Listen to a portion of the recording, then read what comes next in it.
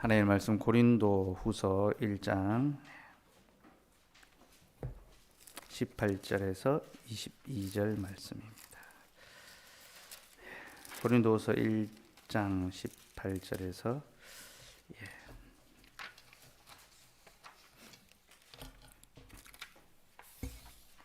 22절 말씀 같이 우리 한 목소리로 읽읍시다. 시작. 하나님은 미쁘시니라. 우리가 너희에게 한 말은 예하고 아니라 함이 없노라. 우리 곧 나와 실로아노와 디모데로 말미암아 너희 가운데 전파된 하나님의 아들 예수 그리스도는 예하고 아니라 함이 되지 아니하셨으니 그에게는 예만 되었느니라. 하나님의 약속은 얼마든지 그리스도 안에서 예가 되니 그런즉 그로 말미암아 우리가 아멘하여 하나님께 영광을 돌리게 되느니라. 우리를 너희와 함께 그리스도 안에서 굳건하게 하시고 우리에게 기름을 부으신 이는 하나님이시니 그가 또한 우리에게 인치시고 보증으로 우리 마음에 성령을 주셨느니라. 아멘. 지난 주일 설교 끝나고 시온이가 이제 설교 코멘트를 이제 적었더라고요. 식당에 붙어 있는데 여러분 보셨는지 모르겠습니다. 약간 인터뷰 형식으로 이번에는 썼더라고요. 그래서 속보 해가지고 시험 치기 전에 최고의 설교라고 밝혀. 시온이한테 인터뷰를 했는데 시험 치기 전 최고의 설교. 제가 이 첫 문장 보고 뭐 뒤에는 안 봐도 되겠다. 굉장히 큰 위로와 소망에서 아들에게 이제 최고의 설교라고 인정받는 것은 가장 큰 또 기쁨이 아닌가 싶습니다.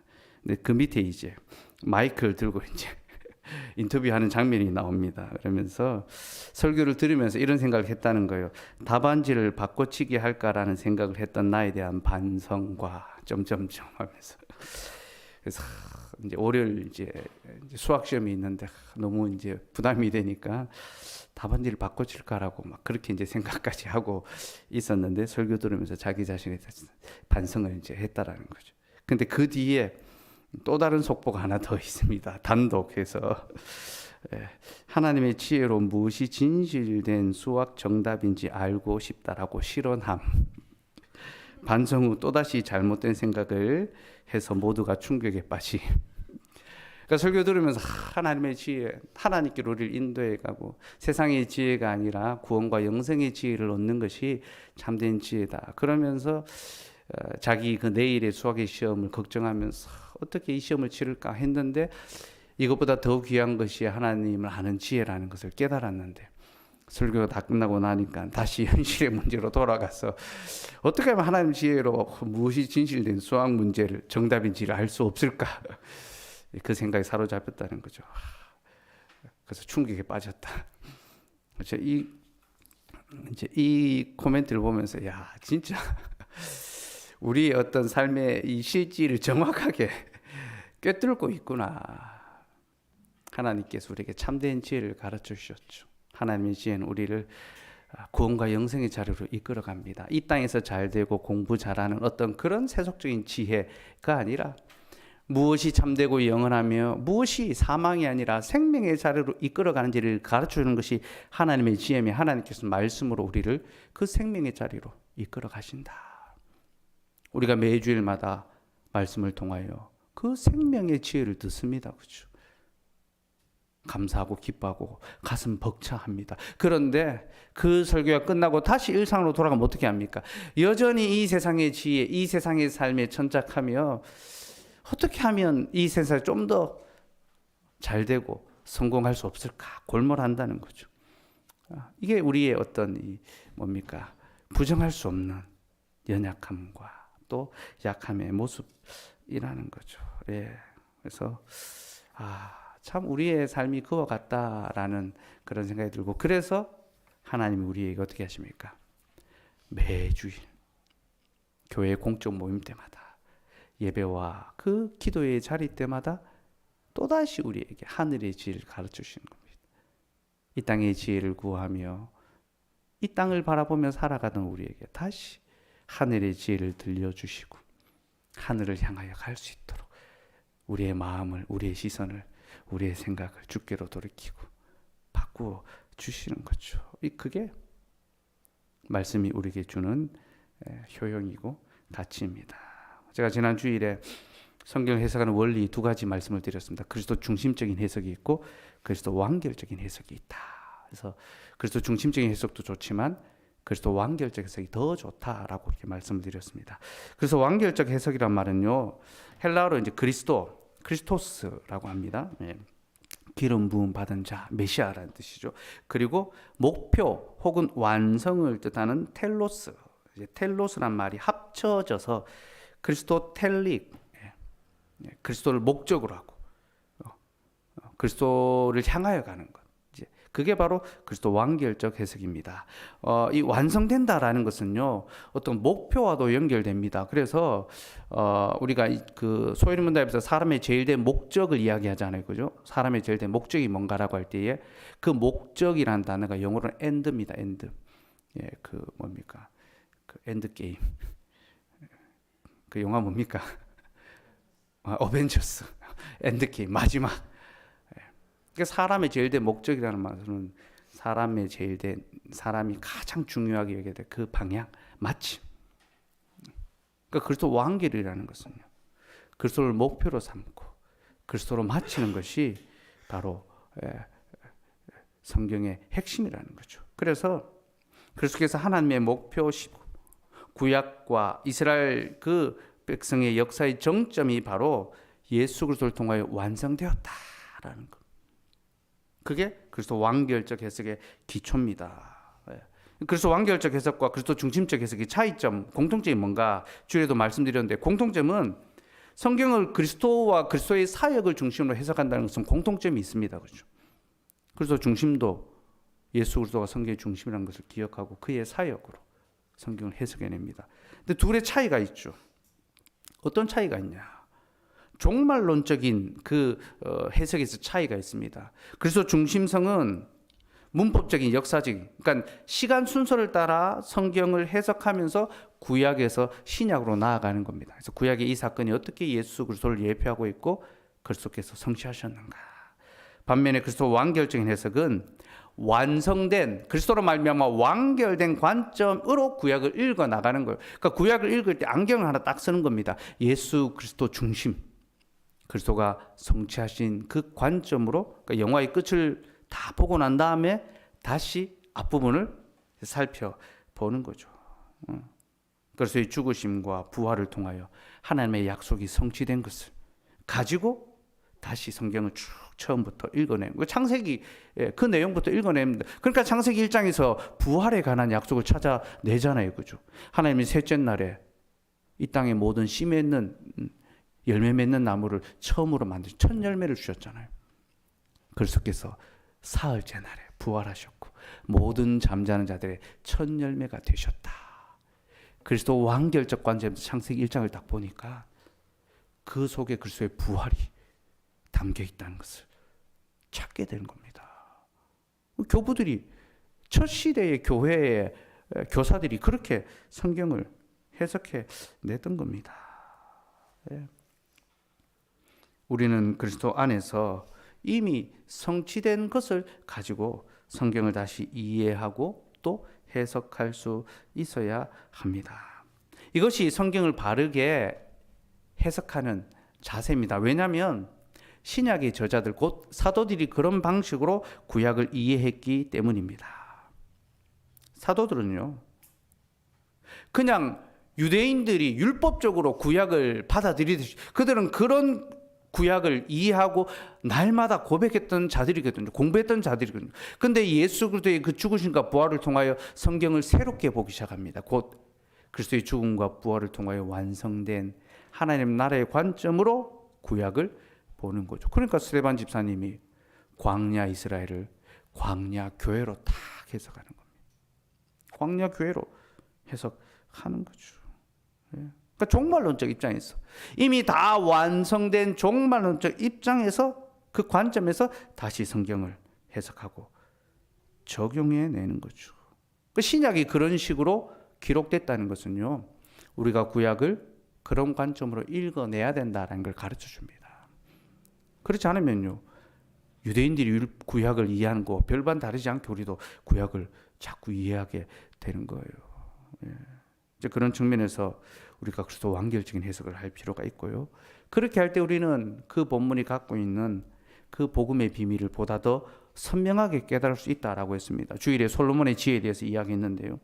그 솔로몬의 지혜가 이소부와 어떻게 다른지를 비로소 깨닫게 됩니다. 그죠? 그러면 도대체 왜 그 이야기가 성경 속에 기록되는지 그 이유를 알게 됩니다. 그리고 전혀 다르게 적용하게 되죠. 솔로몬의 지혜를 우리도 막 공부 잘하는 것으로, 똑똑해지는 것으로 적용하는 것이 아니라 하나님이 자기 백성을 구원하신 그 지혜를 아는 것, 곧 우리도 하나님의 구원의 지혜를 깨닫고 그 지혜를 힘입어 살아가게 되기를 소망하는 것, 그렇게 적용할 수 있게 되는 거죠. 그래서 성경 해석에 있어서 그리스도 완결적에서 매우 중요합니다. 그리고 이 해석이 중요한 것은요, 그래서 완결적 해석은 단순히 해석적인 문제에 국한된 것은 아니기 때문입니다. 여러분, 성경에서는 성경에서로 끝나지 않습니다. 성경을 이해하는 것으로 끝나지 않고 성경에서는 반드시 우리의 삶의 적용으로 나아갑니다. 곧 우리의 삶을 이끌어가는 원리로서 성경 해석이 있습니다. 그래서 그리스도 완결적인 해석은요, 우리에게 그리스도 완결적인 믿음을 갖게 해줍니다. 그리스도 완결적인 믿음. 그리스도 완결적인 믿음이 무엇입니까? 그리스도께서 하나님의 모든 약속을 이미 다 성취하셨고 그러기에 그가 우리에게 주시는 모든 약속 또한 반드시 성취된다는 것을 믿는 믿음입니다. 하나님의 약속이 예수 그리스도 안에서 다 성취되었기 때문에 그가 우리에게 주신 약속 또한 반드시 성취된다. 흔들리지 않는 믿음을 가르치죠. 그게 그리스도 완결적인 믿음. 그래서 어떠한 어려움과 고난과 시련이 와도 흔들리지 않는 겁니다. 저는 이것을 늘 좀 이 비유를 들어 설명을 하는데요. 제가 옛날 사람이었어요. 2002 월드컵 때 16강전에 한국이 이탈리아와 붙었습니다. 그때 후반 43분까지 한국이 1대0으로 지고 있었습니다.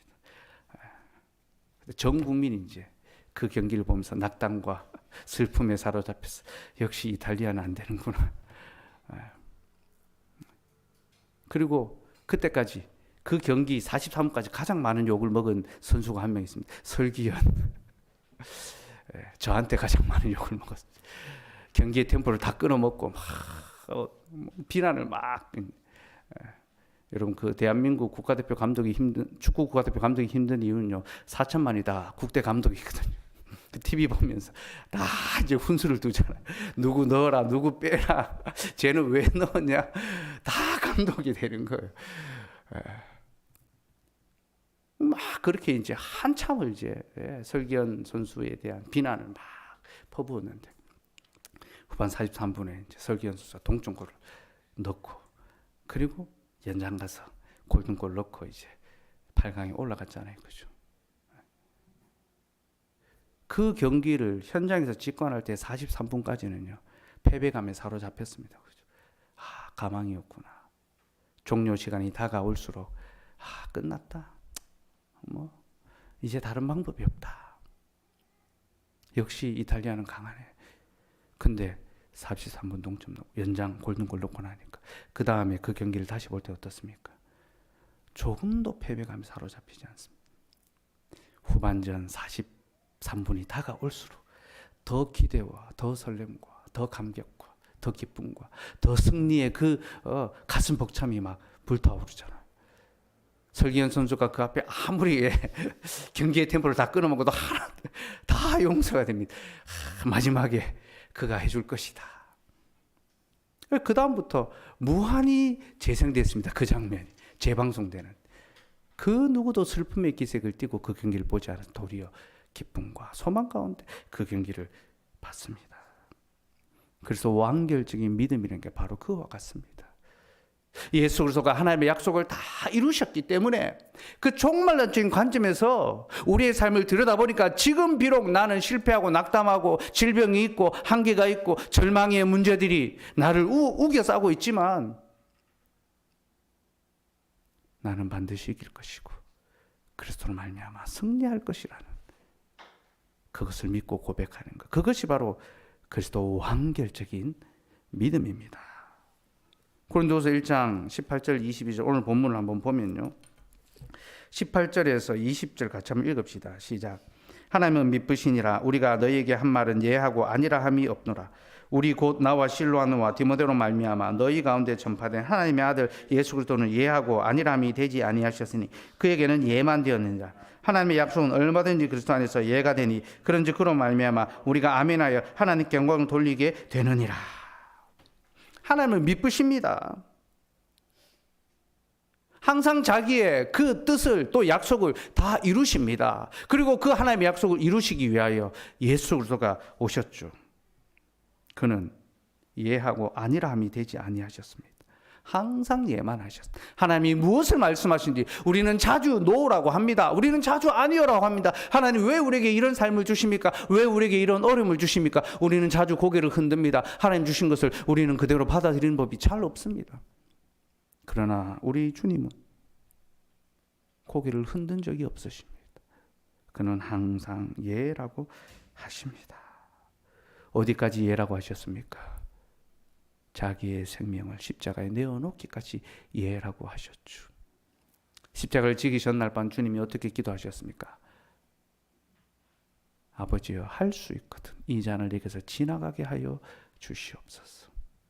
이 말은요, 주님의 마음은 이 잔이 지나가는 거였습니다. 이 고난을 받지 않는 것이었습니다. 자신이 죽음에 이르지 않는 것이었습니다. 자신의 마음으로는 아니오였습니다. 그러나 주님은 그러나 내 원대로 마셨고 아버지의 원대로 하시옵소서. 아버지께서 말씀하실 때 예라고 순종하신 것, 그것이 바로 우리 주님이십니다. 그러므로 하나님의 약속은 얼마든지 그리스도에서 예가 되니 그런즉 그런 말미암아 우리가 아멘하여 하나님께 영광을 돌리게 되느니라. 그리스도가 하나님의 모든 약속에 예라고 하셨습니다. 죽음의 약속도 예라고 하셨으니 그는 부활의 약속에도 예가 되셨고, 그러므로 우리의 모든 약속에도 예가 되시기에 우리는 이제 하나님을 향하여 아멘, 아멘 하는 거죠. 맞습니다. 옳습니다. 동의합니다. 하나님 선하십니다. 하나님의 약속은 반드시 이루어집니다. 고백하는 거죠. 사도 바울이 그렇게 예수 그리스도 말미암아 아멘 했습니다. 근데 지금 사도의 형편, 바울의 형편이 어떤지 압니까? 8절 한번 볼까요? 8절 9절 읽읍시다. 시작. 형제들아, 우리가 아시아에서 당한 환난을 너희가 모르기를 원하지 아니하노니 힘에 겹도록 심한 고난을 당하여 살 소망까지 끊어지고 우리는 우리 자신이 사형 선고를 받은 줄 알았으니 이는 우리로 자기를 의지하지 말고 오직 죽은 자를 다시 살리신 하나님만 의지하게 하심이라. 사도의 형편이 어떠하십니까? 어떠합니까? 그들은 심한 환난을 당하였고 힘에 겹도록 고난을 당하여 살 소망까지 끊어졌습니다. 살 소망이 다 끊어졌습니다. 우리는 우리 자신이 사형 선고를 받은 줄 알았으니, 이 사형 선고는 마음적인 사형 선고야. 실제로 그들은 사형 선고를 받았습니다. 죽음에 넘겨졌습니다. 그러나 그들은 자신들이 이렇게 죽음에 이르게 되었지만 이 죽음을 통하여 오직 죽은 자를 다시 살리신 하나님을 의지하게 하신다. 곧 자기를 의지하자. 내 육체와 내 능력과 내 힘을 의지하는 것이 아니라 오직 죽은 자를 살리시는 하나님을 의지하게 하시는 거죠. 그래서 그가 10절에 이렇게 고백합니다. 10절 읽읍시다. 시작. 그가 이같이 큰 사망에서 우리를 건지셨고 또 건지실 것이며 이후에도 건지시길 그에게 바라노라. 그가 우리를 이 큰 사망에서 건지셨고, 과거형이죠. 그리스도께서 십자가에서 자신을 그 모든 사망에서 이미 건지셨다는 것입니다. 또 건지실 것이며 현재형이죠. 지금 이 고난도 견디게 하실 것이다. 그리고 이후에도 건지시기를 바라노라. 미래형이죠. 장차 있을 모든 고난도 건지실 것이다. 이것이 바로 그리스도 완결적, 그러니까 과거형부터 시작합니다. 과거로 여러분 우리는 그리스도의 그 행하신 구속사역의 그 종말의 관점, 과거의 시점으로 현재를 살고 미래적 소망으로 나아갑니다. 이게 예수 그리스도 완결적인 믿음입니다. 그리스도의 부활은 그렇게 우리에게 영원한 소망과 약속의 근거가 됩니다. 우리의 모든 믿음의 삶이 결코 헛되지 않다는 것, 주를 위하여 살아가는 우리의 모든 삶이 조금도 헛되지 않고 반드시 열매 맺는다라는 것을 확실히 보여주는 그 증거가 바로 예수 그리스도의 십자가의 죽으심과 부활입니다. 그래서 여러분, 우리 주님은요, 나를 믿는 자는 죽어도 살겠고 무릇 살아서 나를 믿는 자는 영원히 죽지 아니하리라, 그렇게 말씀해 주십니다. 요한복음 11장 23절에서 26절 한번 볼까요? 요한복음 11장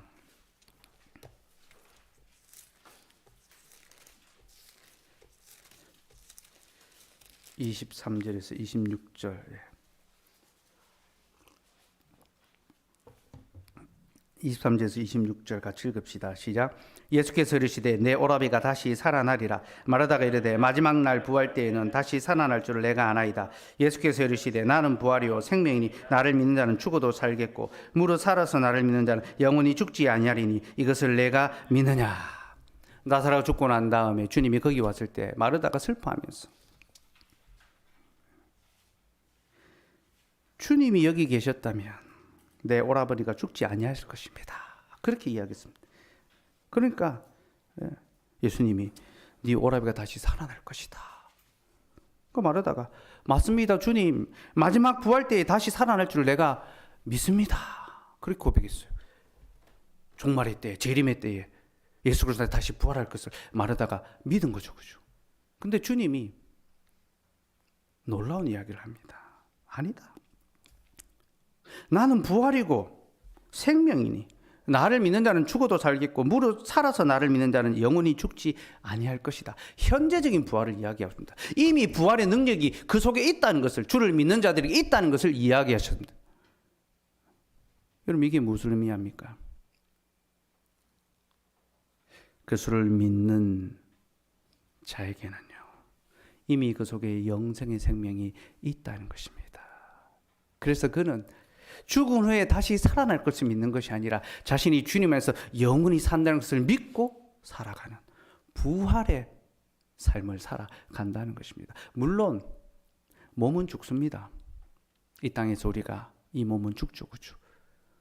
그러나 그리스도인은요, 몸의 죽음으로 끝나는 것이 아니라 그 영은 살아있으며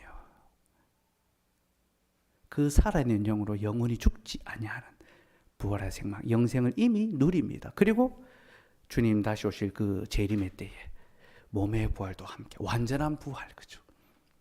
몸도 다시 부활해서 우리 영혼과 하나 돼서 하나님 앞에서 영원히 살아가게 될 것입니다. 그래서 여러분, 그리스도 안에 있는 자, 그리스도를 믿는 자는 이미 영생을 가졌고 부활의 생명으로 영원히 죽지 않는 삶을 살아가고 있다는 것을 여러분 아셔야 합니다. 여러분, 이 나사로의 사건은요, 우리에게 두 가지 교훈을 줍니다. 첫째는 방금 말씀드린 것처럼 우리 영혼은 이미 부활했으며 우리 영혼이 부활했다는 것은 장차 우리의 몸도 부활할 것을 보여주는 증거가 된다는 것입니다. 우리의 영혼은 이미 부활했습니다. 그리스도 안에서 영생의 삶을 갖고 살아갑니다. 우리의 영혼이 이렇게 그리스도 안에서 부활했다는 것은 장차 우리의 몸도 부활할 것이라는 것을 보여주는 약속이죠. 예수님은 나사로의 죽음을 바로 그 용도로 사용하셨습니다.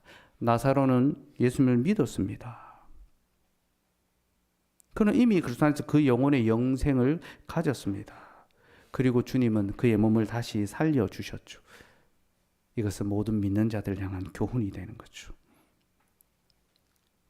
그리스도를 믿는 자의 영혼은 이미 살았고, 그리고 그는 장차 몸과 영혼의 완전한 부활을 경험하게 될 것이다.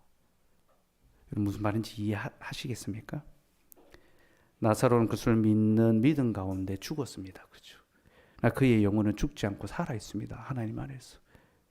그리고 장차 주님 오실 때 그 몸이 다시 살아날 것이고 영혼과 하나 되어 완전한 부활을 누릴 것이죠. 주님은 바로 그것을 보여주시기 위하여 나사로가 죽은 다음에 그에게 가셨습니다. 그리고 하나님의 영광을 나타내 보여주셨습니다. 죽은 자를 다시 살리심을 통하여 그리스도 안에 있는 자는 그 영혼이 살았고 장차 그 몸도 다시 살아날 것이다. 물론 이 사건은 예수님의 죽으심과 부활을 직접적으로 보여주는 그런 예표적 사건이죠. 그러나 그것으로 끝나지 않고 주님은 이 나사렛 사건을 우리의 구원으로 적용해 주셨습니다. 나를 믿는 자는 살았고 무릇 살아서 나를 믿는 자는 영원히 죽지 아니하리라. 보라, 나사로를 보라. 그는 죽었지만 그는 하나님 안에 살았고 내가 그의 몸을 다시 살려주는 것처럼 그리스도 안에 있는 자는 주님의 때에 그 몸도 다시 살 것이다. 바로 그 교훈을 가르쳐 줍니다. 두 번째 교훈은요. 그러므로 그리스도인에게 있어서 몸의 죽음은 그렇게 중요하지가 않다라는 사실입니다. 여러분, 그 영혼이 이미 부활한 자에게 몸의 죽음은 그렇게 큰 문제가 아닙니다. 인생에게 죽음이 결코 별것이 아니라는 것을 우리에게 가르쳐 줍니다. 불신자들은 죽음을 두려워하며 살아갑니다. 그들에게는 죽음이 가장 큰 숙제고 가장 큰 두려움이고 가장 큰 한계입니다. 그래서 죽지 않고 살기 위해서 열심히 살아가죠. 어떻게 삽니까? 스스로 자기 몸의 종이 되어 살아갑니다. 어떻게 하면 좀 내가 오래 살 수 있을까? 내가 좀 잘 살 수 있을까? 그 살기 위하여 몸의 어떤 생명을 위하여 발버둥 치니까 자기 몸의 종이 되어 자기 몸을 섬기며 살아가는 거죠. 왜냐하면 그들에게 몸이 가장 중요하기 때문입니다. 그들에게는 육체의 생명이 전부입니다. 그러나 그리스도인에게는요, 몸보다 더 중요한 것이 있습니다. 그들은 몸의 생명이 죽어도 영혼의 생명이 있다는 것을 알고 있으며 그러기에 죽음 후에 누리게 될 그 영원한 생명을 그들은 사모합니다. 그리스도인에게 몸의 죽음은 그렇게 대단한, 그렇게 중요한, 그렇게 두려운 그런 문제가 결코 아닙니다. 참된 믿음, 곧 부활의 믿음, 그래서 완결적 믿음을 가진 자들은 몸의 죽음을 결코 낙담하지 않고 도리어 소망합니다. 내가 이 육체의 장막을 벗고 주께로 가기를 원하나이다. 속히 주님께로 가기를 고대하게 됩니다. 고린도후서 5장 1절에서 7절 봅시다.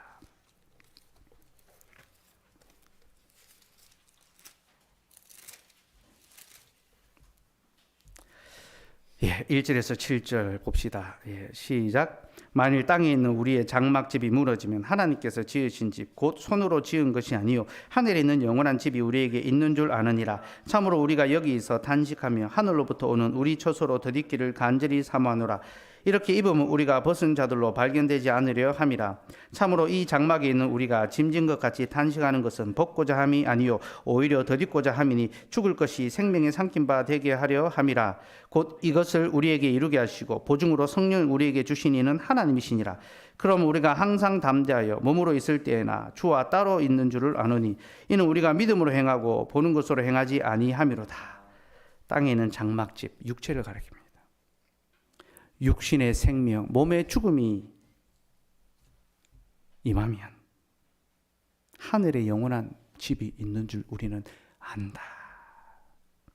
그래서 이 땅에서 탄식하면서 하늘의 처소를 덧입기를, 그 영원한 삶을 정말로 누리며 그 속에 있기를, 육체의 모든 고통과 수고를 다 내려놓고 하나님 안에서 쉬기를 소망하는 거죠. 그렇죠? 예. 그래서 우리가 이 땅을 살며 육신의 고통과 어려움을 겪는 것은요, 이것을 벗어버릴까? 어떻게 하면 이 고난을 좀 안 받을 수 있을까? 어떻게 하면 좀 편한 삶을 살 수 있을까? 여러분, 세상 사람들은 편하고 좋은 길을 가려고 합니다. 부유한 삶을 살고자 합니다. 우리는 그렇게 살아가지 않는다는 것입니다. 어떻게 하면 이 고난을 좀 떨쳐버리고 이 어려움을 좀 벗어버리고 어떻게 하면 좀 편하고 쉬운 길로 갈 수 없을까? 우리는 그걸 고민하는 것이 아니라 도리어 우리는 이 고난을, 이 어려움을 짊어짐으로써 하나님의 그 생명으로 이 죽음을 삼켜버리고 영원한 하늘의 소망이 있다는 것을 우리가 드러내고 증거하며 그 삶을 살아가기를 바라는 거죠. 그래서 우리가 믿음으로 행하고 보는 것으로 행하지 아니한다라고 합니다. 눈에 보이는 것을 위하여 사는 것이 아니라 믿음으로 사는 거죠. 곧 자기 몸의 종이 되어서 자기 몸을 위하여, 자기 인생을 위하여, 자기 삶을 위하여 전전긍긍하며 그렇게 발버둥 치는 것이 아니라 믿음으로, 믿음의 삶을 위해 살아간다는 거죠. 그 믿음을 위하여 살아가는 것이 무엇입니까? 8절 9절입니다. 같이 읽읍시다. 시작. 우리가 담대하여 원하는 바는 차라리 몸을 떠나 주와 함께 있는 그것이라. 그런즉 우리는 몸으로 있든지 떠나 있든지 주를 기쁘시게 하는 자가 되기를 힘쓰노라. 우리의 소망은 차라리 이 몸을 떠나 주와 함께 있기를 바라는 것인데 우리가 몸으로 있든지 떠나 있든지 주를 기쁘시게 하는 자가 되겠다. 믿음으로 사는 삶은 나의 기쁨을 구하지 아니하고 하나님의 기쁨을 구하는 삶입니다. 고린도전서 10장 31절 33절 동일한 이야기를 합니다. 그런즉 내가 먹든지 마시든지 무엇을 하든지 다 주의 영광을 위하여 하라. 근데 그 다음 내용이 뭔지 압니까? 주의 영광을 위한 삶이요. 교회에 거치는 자가 되지 아니하고 자기의 유익을 구하지 아니하고 다른 사람의 유익을 구하는 것이다. 하나님의 기쁨을 위한 삶이 무엇입니까? 주의 교회에 걸림돌이 되는 것이 아니라 디딤돌이 되는 것, 주춧돌이 되는 것, 중심돌이 되는 것, 섬김의 돌이 되는 것, 주님의 교회를 잘 섬겨가고 자기의 유익을 구하지 아니하고 다른 사람의 유익을 구하며 살아가는 것, 그것이 주님을 기쁘시게 하는 그런 삶입니다. 그래서 완결적인 믿음을 갖고 살아갑시다. 예수 그리스도의 부활이 이미 우리 속에 이루어졌고 우리 영혼 주님 안에서 이미 영생을 가졌는 것을 굳게 믿고 우리 영혼이 다시 산 것처럼 우리 몸도 다시 살 것을 굳게 믿으시고 그러기에 우리에게 죽음이 별것 아니라는 것을 기억합시다. 그리스도인에게 죽음은 그렇게 중요한 문제가 아닙니다.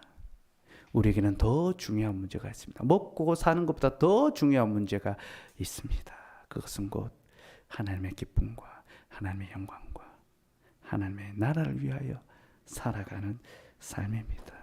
우리가 그렇게 예수 그리스도 중심으로 예수 그리스도 완결적으로 살아갈 수 있기를 바랍니다. 함께 찬송합시다.